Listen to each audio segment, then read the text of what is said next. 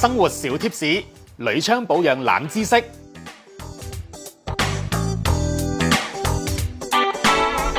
新地好快樂品味生活圈啊！嚟到生活小貼士嘅環節啦，一年呢4個星期，今日嚟到第4個星期咧，都係同大家講下啦，關於鋁窗保養啊，同埋維修，甚至乎呢就係收到強制檢測通知嘅時候呢，有啲咩可以做嘅貼士。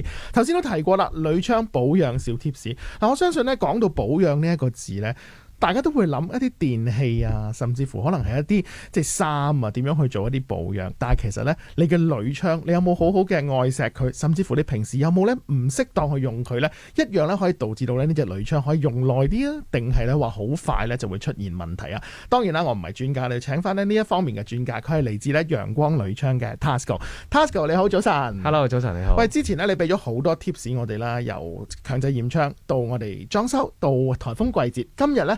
我知道就係全年都啱使嘅，就係關於一啲鋁窗保養嘅小貼士。我哋成日咧都即係無論喺廣告啦，甚至乎咧就現實生活咧嘅新聞入邊咧，都有聽聞嘅，就隻窗咧，如果咧你真係保養得唔好咧，成隻會跌落街啊，或者咧以前有啲人唔信，但係久不久咧你就會聽到呢啲新聞，就冇得到你唔信。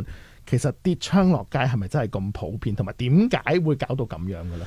其實香港每一年咧跌窗嘅事件咧都好多嘅，好似之前嘅節目都有提過啦，可能某小西灣嘅屋邨啦，比較近海少少嘅，咁佢一年其實都跌20幾個窗落街，都有咁多㗎，都有好多嘅。其實大家真係都要好好注意翻呢一個問題。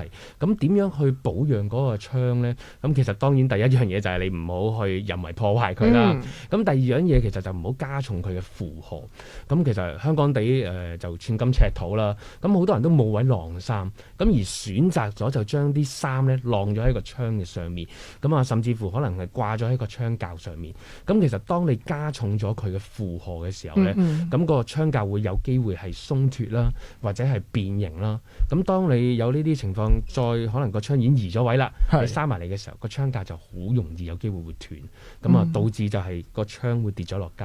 咁首先第一個小貼士就係大家記得唔好掛啲衫去晾喺隻窗上。我諗尤其是男士，好多時咧男士咧都貪方便啦，即係拱隻窗拱少少，跟住咧就搭件衫落去。其實咧大家諗下，件衫其實好輕啫嘛，原來一件濕咗嘅衫咧，嗰個重量都已經足以令到隻窗咧久而久之咧係會慢慢鬆咗，跟住就會有機會跌咗落街。係啊，甚至乎我都有見過啲街坊係晾張被上去添。咁呢個就真係好離譜啦，好重啊！係濕咗張被加埋上去，嗰個重量係好犀利嘅。係喂，咁除咗呢樣嘢之外咧，仲會唔會有啲 tips 俾到我哋㗎？其實都有一個少少 tips 嘅。咁當大家可能發現嗰個窗開關唔太順嘅時候咧，其實大家都好普遍會落一種潤滑油落喺嗰個窗鉸上面嘅。其實本身呢一個做法冇問題嘅。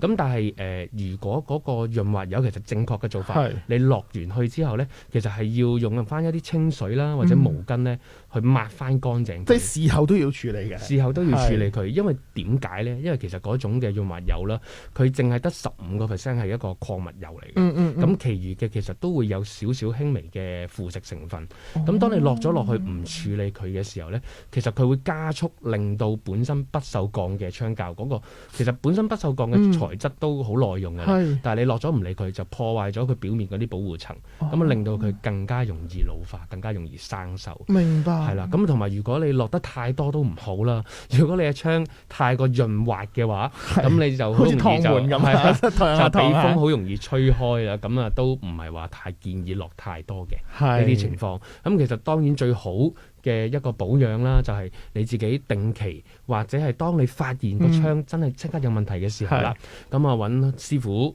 資格嘅人士去上門幫你檢查啦。其實一般檢查鋁窗都係免費嘅，咁會正常都會報咗個價俾你，你覺得合適先至做嘅。係，同埋 Tasco 之前都有講過啦，唔好諗住咧做鋁窗咧一定搞到你成屋咧都沙塵滾滾啦，跟住要搞幾日。其實咧，如果你話一啲少少嘅問題咧，可能好快就可以幫你處理到。反而啊，如果你抌咗正咧，搞咗好耐，隻窗咧就已經去到冇得救嘅情況，跟住要幫你搞咧時間仲耐，而啲價錢咧都會仲貴。所以記住啊，如果有鋁窗嘅問題咧，一定要揾翻咧專業人士咧先至咧好幫手啊，唔好咧自己咧隨便揾個人，哇我識整鋁窗啊，跟住可能咧係會越搞越禍嘅。一連4個禮拜咧，我哋多謝陽光鋁窗嘅 Tasco 咧上到嚟，幫我哋咧同聽眾咧講解咗關於咧好多鋁窗嘅小常識啊！希望之後咧再有機會同你繼續傾下偈。多謝晒你 Tasco， 多謝晒。